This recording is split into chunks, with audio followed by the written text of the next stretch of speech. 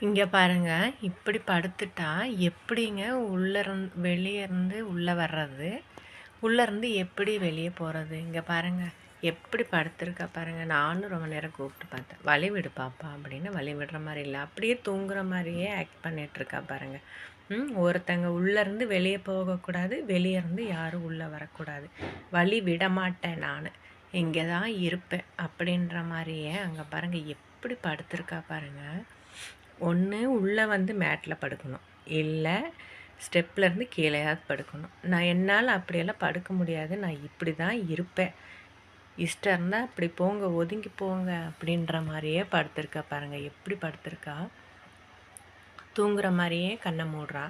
அதுக்கப்புறம் நம்ம வந்து பேசினோம்னா கண்ணை திறந்து பார்க்குறா. எப்படிங்க உள்ளே போகிறது, எப்படி வெளியில் வர்றது? இப்படி படுத்துக்கிட்டா.